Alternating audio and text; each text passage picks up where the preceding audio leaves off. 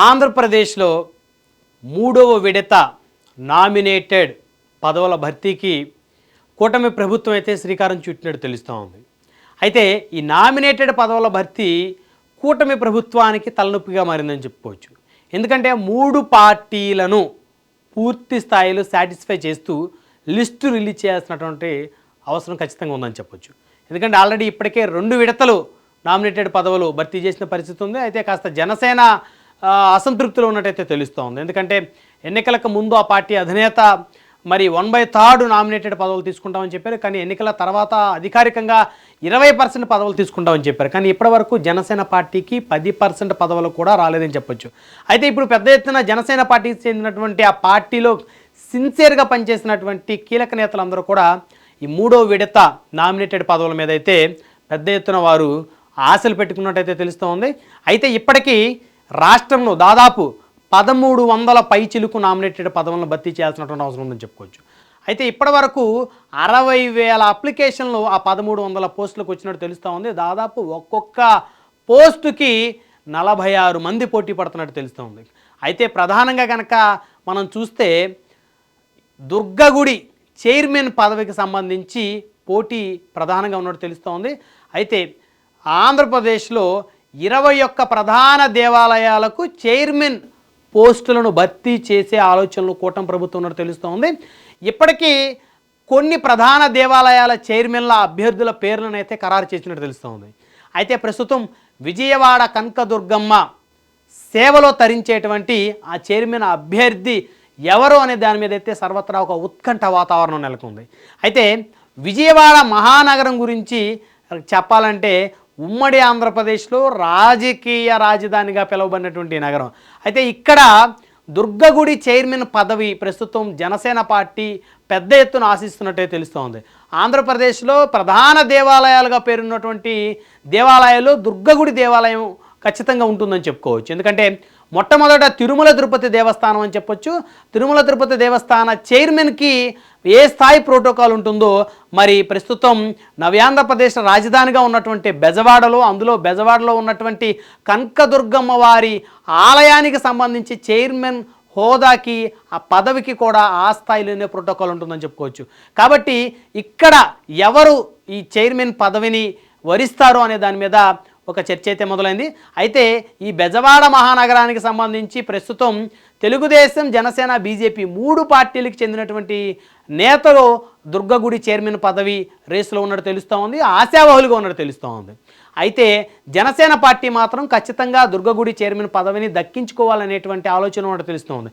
ఎందుకంటే ఇప్పటికే విజయవాడ నగరంలోని 3 నియోజకవర్గాల్లో విజయవాడ తూర్పు, విజయవాడ సెంట్రల్, విజయవాడ పశ్చిమ ఈ 3 నియోజకవర్గాలకు సంబంధించి 2 స్థానాలను తెలుగుదేశం పార్టీ, 1 స్థానం భారతీయ జనతా పార్టీ తీసుకొని విజయం సాధించిన పరిస్థితి ఉంది. అయితే విజయవాడ తూర్పు ప్రస్తుత ఎమ్మెల్యేగా గద్దె రామ్మోహన్ ఉన్నారు. ఆయన ప్రస్తుతం 3వసారి విజయవాడ తూర్పు ఎమ్మెల్యేగా కొనసాగుతూ ఉన్నారు. అదేవిధంగా విజయవాడ సెంట్రల్ నియోజకవర్గం నుంచి తెలుగుదేశం పార్టీ తరపు నుంచి ఎమ్మెల్యేగా బోండా ఉమామహేశ్వరరావు ఉన్నారు. ఆయన 2వసారి ఇక్కడ నుంచి ఎమ్మెల్యేగా కొనసాగుతున్నారు. అదేవిధంగా విజయవాడ పశ్చిమ నియోజకవర్గానికి సంబంధించి సుజనా చౌదరి గారు ఇక్కడ భారతీయ జనతా పార్టీ నుంచి ఎమ్మెల్యేగా ఉన్నారు. అయితే ఈయన గతంలో కేంద్ర మంత్రిగా కూడా పనిచేసినటువంటి పరిస్థితి ఉంది. అయితే ఈ 3 నియోజకవర్గాల్లో 2 నియోజకవర్గాల్లో కమ్మ సామాజిక వర్గానికి చెందినటువంటి నేతలు ఉన్నారు ఎమ్మెల్యేలుగా. 1 నియోజకవర్గంలో కాపు సామాజిక వర్గానికి చెందినటువంటి బోండా ఉమామహేశ్వరరావు ఇక్కడి నుంచి ఎమ్మెల్యేగా ఉన్నారు. అయితే విజయవాడ తూర్పు, విజయవాడ సెంట్రల్, విజయవాడ పశ్చిమ ఈ 3 నియోజకవర్గాలు ఒకప్పుడు ప్రజారాజ్యం పార్టీకి కంచుకోటగా ఉన్నాయని చెప్పుకోవచ్చు. ఎందుకంటే అప్పట్లో ప్రజారాజ్యం పార్టీ నుంచి అభ్యర్థులుగా బరిలో దిగినటువంటి నేతలు ఈ విజయవాడ తూర్పు నుంచి, విజయవాడ పశ్చిమ నుంచి గెలుపొందారు. విజయవాడ సెంట్రల్ నుంచి కేవలం వంగవీటి రాధ 800 ఓట్లతో, అతి తక్కువ ఓట్లతో అయినా ఓటమి పాలు కావాల్సి వచ్చింది. సో ఈ విజయవాడలో 3 నియోజకవర్గాల్లో ఒకప్పుడు మెగా ఫ్యామిలీకి అడ్డా అని చెప్పుకోవచ్చు, కంచుకోట అని చెప్పుకోవచ్చు. ఈ కంచుకోటలో ప్రస్తుతం జనసేన పార్టీ తరపు నుంచి కీలకమైన పదవుల్లో ఒక్కరు కూడా లేకపోవటం అయితే అందరినీ నిరుత్సాహానికి ఆ పార్టీ శ్రేణులు గురి చేస్తుందని చెప్పుకోవచ్చు. ఒక్కసారి గతంలో ఎవరైతే బలమైనటువంటి ఓట్ బ్యాంకుని ఇక్కడ నమోదు చేసుకున్నారో ఒకసారి ఆ వివరాలే ఒకసారి చూద్దాం మనం.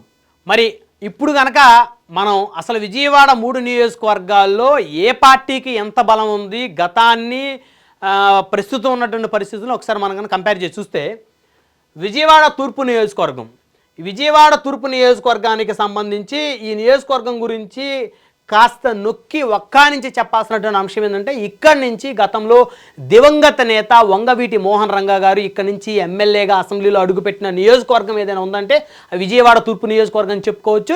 ఈ నియోజకవర్గానికి రాష్ట్ర వ్యాప్తంగా ఒక ప్రత్యేకత ఉందని చెప్పుకోవచ్చు. ఎందుకంటే ఆయన ఇక్కడి నుంచి ఎమ్మెల్యేగా గెలిచి రాష్ట్ర స్థాయి నేతగా ఆయన ఎదిగారని చెప్పొచ్చు. ఇదే నియోజకవర్గంలో ఆయన కుమారుడు వంగవీటి రాధాకృష్ణ గారు ఇక్కడ నుంచి 2004లో ఆయన కాంగ్రెస్ పార్టీ నుంచి ఎమ్మెల్యే అయ్యారని చెప్పొచ్చు. అదేవిధంగా వంగవీటి మోహన్ రంగా గారి భార్య ఎవరైతే వంగవీటి రత్నకుమార్ గారు ఉన్నారో ఆవిడ కూడా ఇక్కడ నుంచి 1989, 1994 2 సార్లు ఇక్కడ నుంచి వారు ఎమ్మెల్యేగా గెలిచారని చెప్పుకోవచ్చు. అయితే ఈ నియోజకవర్గానికి సంబంధించి ఒకసారి మనం 2009 ఎన్నికలు కనుక చూస్తే రిజల్ట్స్ ఇక్కడ నుంచి ప్రజారాజ్యం పార్టీ అభ్యర్థిగా యలమంచిలి రవి గారు ఇక్కడ నుంచి 53,319 ఓట్లు సాధించి ప్రజారాజ్యం ఎమ్మెల్యేగా ఆయన విజయకేతనం ఎగరేశారని చెప్పొచ్చు. సో ఈ తూర్పు నియోజకవర్గం మెగా కుటుంబానికి అనుకూలమైనటువంటి నియోజకవర్గం చెప్పుకోవచ్చు. జనసేన పార్టీ కూడా అనుకూలమైన నియోజకవర్గం చెప్పుకోవచ్చు. ఎందుకంటే 2019లో జనసేన పార్టీ సొంతంగా పోటీ చేసినప్పటికీ కూడా 30,137 ఓట్లు సాధించినటువంటి నియోజకవర్గంగా విజయవాడ తూర్పు నియోజకవర్గానికి పేరుంది. అదేవిధంగా ప్రస్తుతం కనుక మనం చూస్తే విజయవాడ ఏదైతే పశ్చిమ నియోజకవర్గానికి సంబంధించి కనుక మనం చూస్తే ఈ నియోజకవర్గానికి సంబంధించి ప్రస్తుతం ఇందాక మనం చెప్పినట్టు సుజనా చౌదరి గారు ఇక్కడ నుంచి ఆయన ప్రస్తుతం బీజేపీ తరపు నుంచి ఎమ్మెల్యేగా ఉన్నారు. అయితే ఈ నియోజకవర్గం గురించి చెప్పాలంటే తెలుగుదేశం పార్టీ కేవలం ఇక్కడ ఒక్కసారి మాత్రమే గెలిచిందని చెప్పుకోవచ్చు. ఎందుకంటే 1983లో బిఎస్ జయరాజ్ గారు ఇక్కడ నుంచి ఒక్కసారి మాత్రమే తెలుగుదేశం పార్టీ గెలిచిందని చెప్పుకోవచ్చు. ఇక్కడ అనేక సార్లు వామపక్షాలు సిపిఐ సిపిఎం గెలిచాయి. అదేవిధంగా ఇక్కడ ఏదైతే ప్రజారాజ్యం 2009లో వెల్లంపల్లి శ్రీనివాస్ గారు ఇక్కడ నుంచి ప్రజారాజ్యం పార్టీ అభ్యర్థిగా బరిలో దిగి ఎమ్మెల్యేగా గెలిచారు. ఎవరైతే వెల్లంపల్లి శ్రీనివాస్ గారు ఉన్నారో ఆ వెల్లంపల్లి శ్రీనివాస్ గారికి రాజకీయ భిక్ష పెట్టింది ప్రజారాజ్యం పార్టీ అని అయితే చెప్పుకోవచ్చు. సో ఈ నియోజకవర్గం కూడా మెగా కుటుంబానికి మెగా అభిమానులకు ఒక కంచుకోట అని చెప్పుకోవచ్చు. అదేవిధంగా ఇదే నియోజకవర్గానికి సంబంధించి 2019 ఎన్నికల్లో పోటీ చేసినటువంటి పోతిన వెంకట మహేష్ గారు ఇక్కడ నుంచి పోటీ చేశారు. 22,000 ఓట్లను సాధించారు. అంటే జనసేన సొంతంగా పోటీ చేసినప్పటికీ ఇది జనసేన ఓట్ బ్యాంక్ అనే చెప్పాలి. ప్రత్యేకంగా చెప్పండి 2019లో 22,000 పైచీలకు ఓట్లు సాధించిందంటే మెగా కుటుంబానికి జనసేన పార్టీకి కంచుకోవడం చెప్పొచ్చు.